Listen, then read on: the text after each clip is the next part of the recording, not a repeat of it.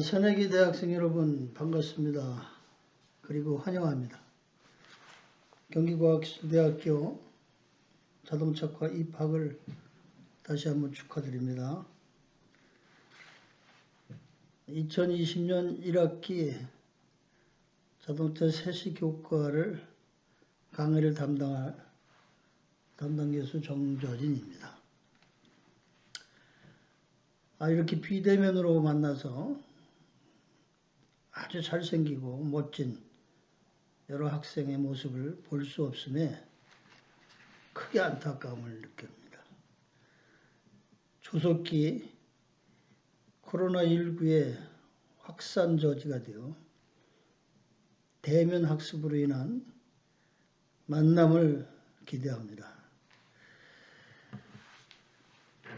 비대면 학습이 장기화 예상되므로 4주차부터는 학습 효율을 높이기 위한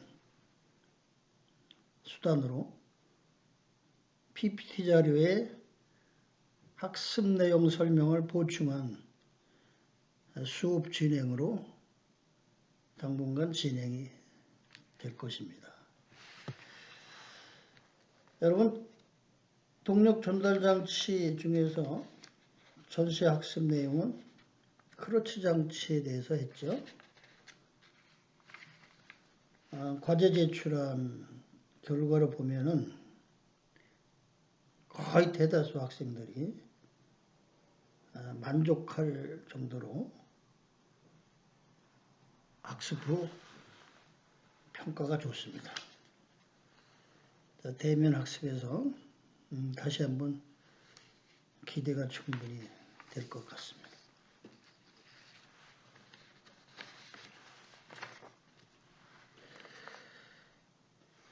변속 장치는 변속기 트랜스미션의 사전적인 의미를 보면은 전달, 전송의 뜻을 가지고 있습니다.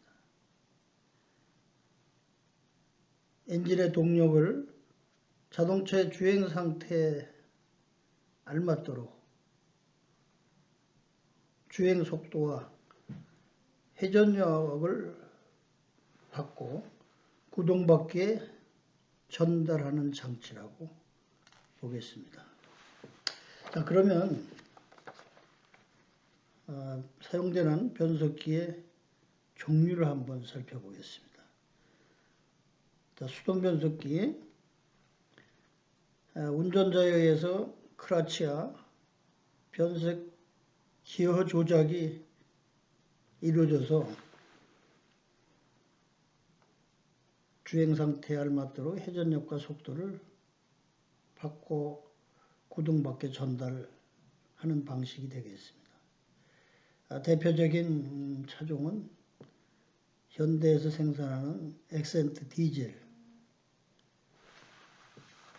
기어의 모닝, 쉐보레, 전신인 대우 자동차죠. 아베오 정도가 되겠는데, 수동 변속기가 가지고 있는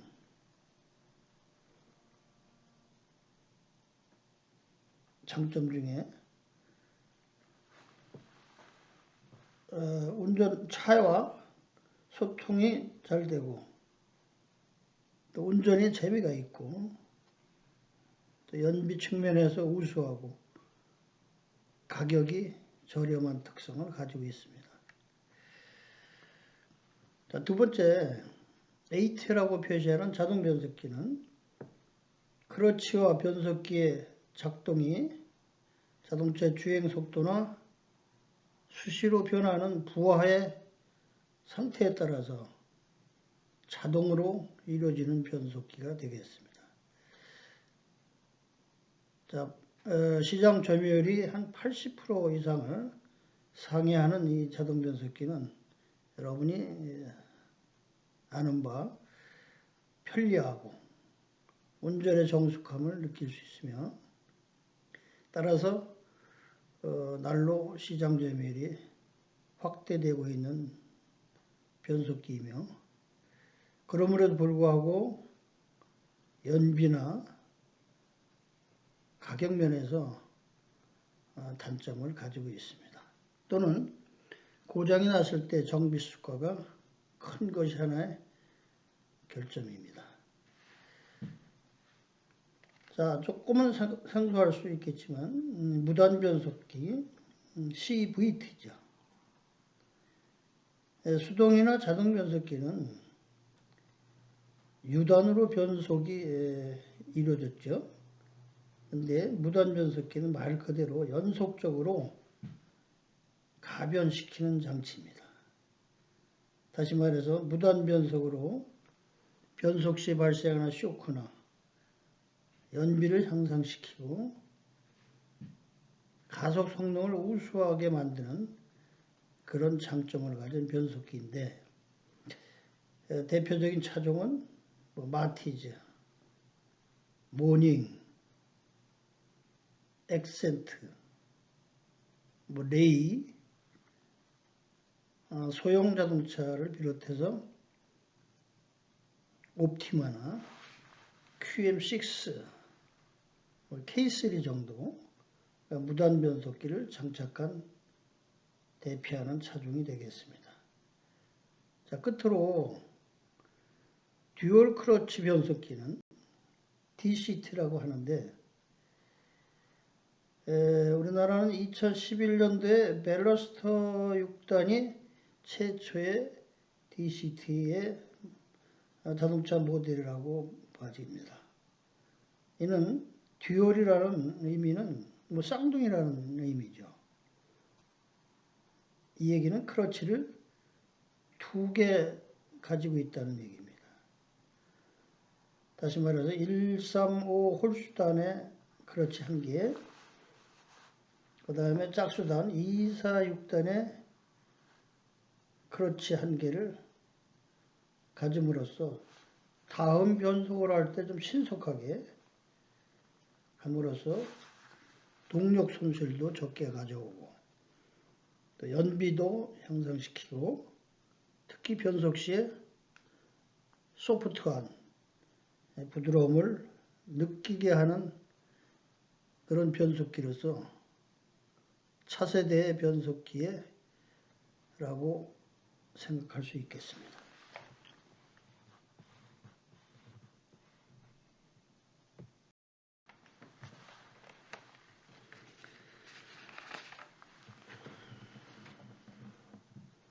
자, 그럼 수동 변속기가 필요한 이유를 한번 설명해 보겠습니다.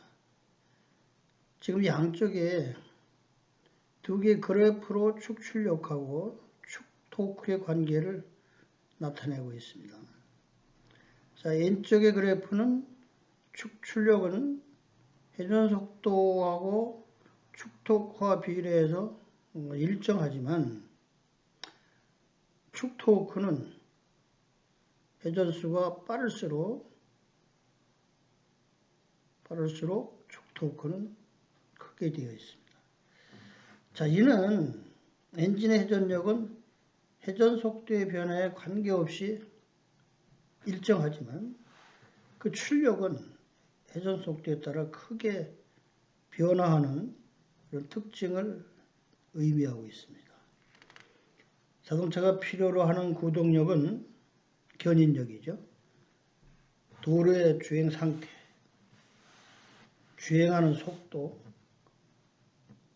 적재 하중 변화에 대응할 수 있어야 무사히 도로상에서 주행이 가능해집니다.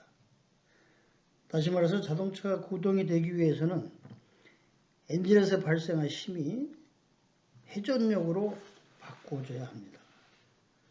이런 엔진의 힘을 효율적으로 좀 사용할 수 있도록 변환해주는 장치가 바로 변속기입니다.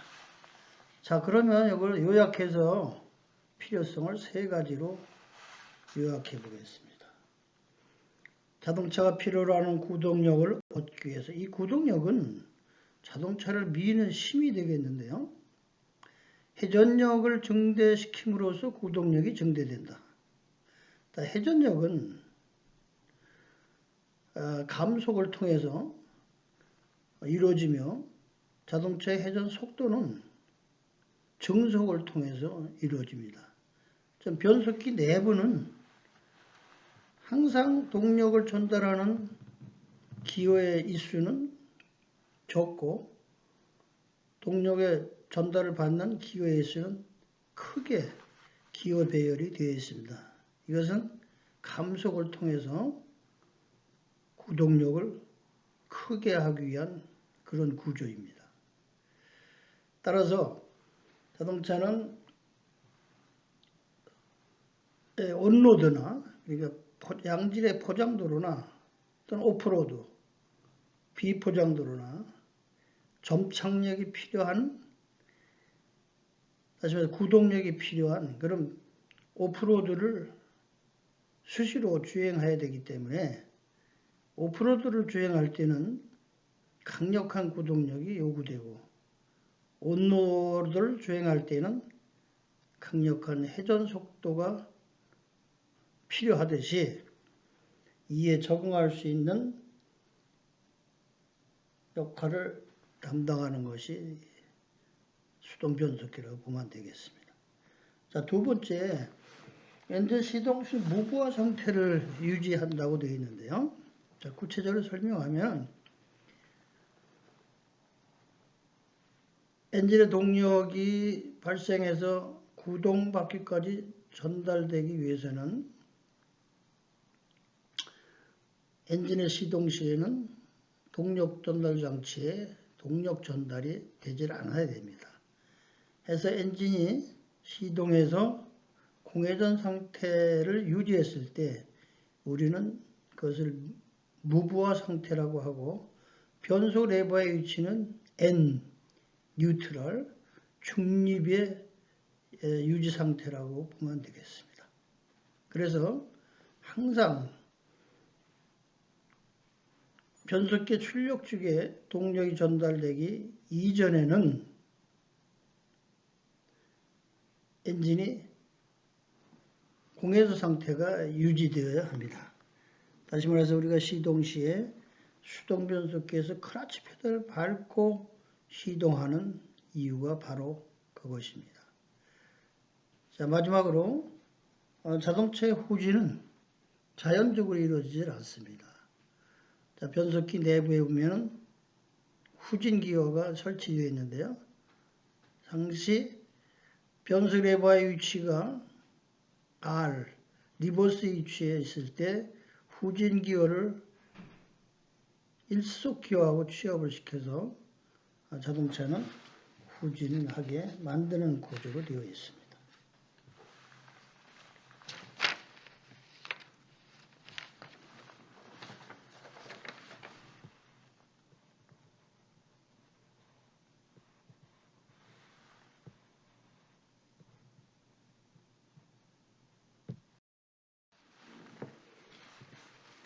자, 앞에서 설명한 구동력 변화를 다시 한번 이해를 돕겠습니다.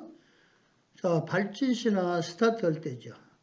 등판 주행 시, 언덕길을 올라가는 주행이, 그 다음에 화물을 많이 적재했을 때 중화중시, 자, 이런 운전 조건에서는 강력한 구동력이 필요로 하죠. 그래서 빠른 주행 속도보다 속도와 무관한 그런 구동력이 필요한 주행이고요. 반면에 평탄로 주행할 때는 큰 구동력보다 구동 휠을 고속 회전시켜서 자동차가 고속 주행을 가능케 해야 됩니다. 따라서 F, 자동차를 구동하는 그 구동력은, 자동차를 미는 힘은 엔진에 전달되는 회전력을 구동바퀴의 반경으로 나눈 것이 됩니다.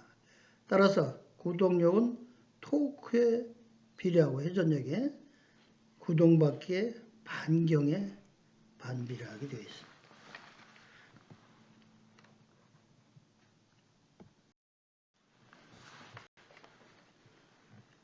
자, 그럼 수동 변속기가 갖춰야 할 구비 조건에 대해서 한번 알아보겠습니다.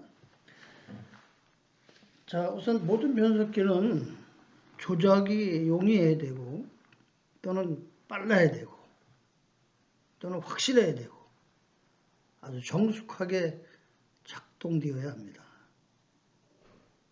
공감합니까? 이것이 좋은 변속기입니다. 두 번째는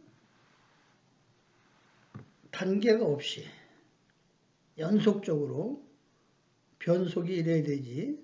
그래서 우리가 운전이 미숙한 사람과 숙련된 사람의 차이가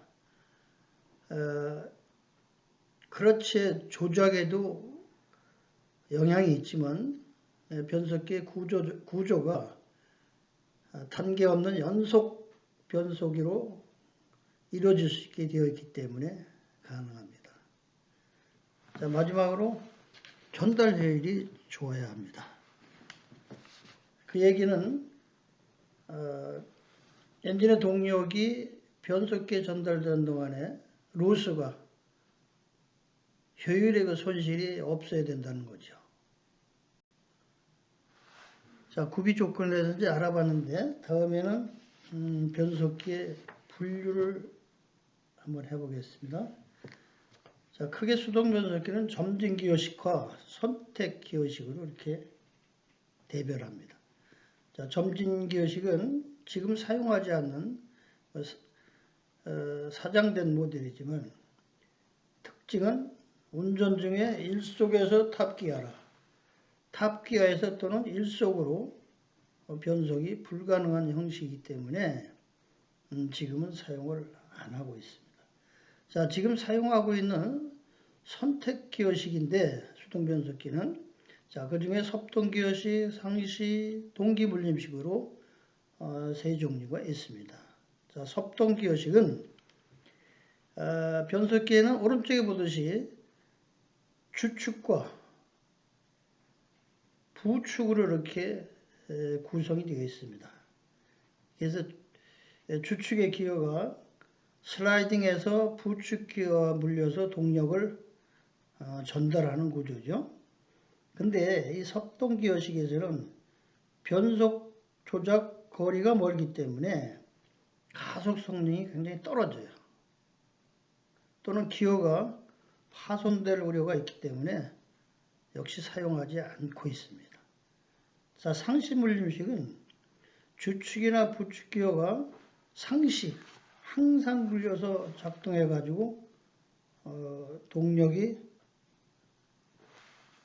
전달되는 그런 형식인데 여기서 문제점이 주축과 부축의 원조 속도의 그 회전 속도 차이가 나기 때문에 동력 전달 과정에서 소음이 발생하고 또는 기어가 파손되기도 합니다. 자, 그렇다면 위에서 설명한 섭동이나 상시 물림식을 보완할 수 있는 어떤 모델은 없느냐 해서 출연하는 것이 바로 동기 물림식. 현재 수동 변속기는 전부가 동기 물림식 변속기입니다. 자, 이 상시 물림식의 그 단점, 동력 전달 과정에 소음이 발생하거나 기어가 파손되는 이런 문제점을 보완하기 위해서 나온 형식이 바로 동기 물림식인데 이거는 두 축을 그러니까 주축과 부축을 동기시켜 원주 속도를 일치시키는 거죠. 그래서 동력 전달을 이상적으로 해서 상시 물림식이 가지고 있는 결점을 보완한 변속기로 현재 대부분의 수동 변속기는 이 방식을 채택을 하고 있습니다.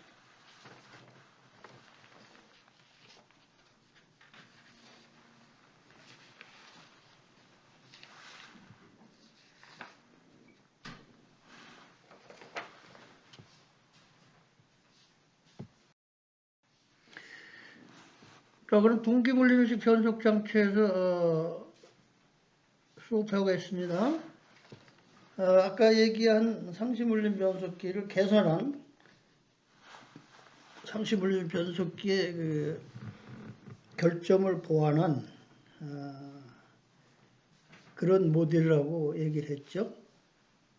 다시 말해서 변속하려는 기어하고 주축의 기어의 원주 속도를 일치시켜서 이것을 다시 표현하면 동기입니다. 자, 영어로 표현하면 싱크로메스죠. 그래서 변속 조작을 좀 신속하게 용이하게 하는 그런 변속기라고 보면 되겠습니다. 여기서 싱크로메스 기구는 사용하는 이유는 주속도하고 부축의 기어의 회전 속도를 동기시켜서 변속을 하는 이유입니다. 다시 말해서 주행 중에 클러치 페달을 밟으면 주축은 관성 주행에 의해서 회전을 계속하나 주축 기어는 회전수가 저하되므로 양축의 회전수 차이가 발생하게 되죠. 이때 동기물림 장치를 작동시켜서 회전수를 일치시켜서 그러다 보면 변속이 기어의 물림이 좋기 때문에 좋아지죠.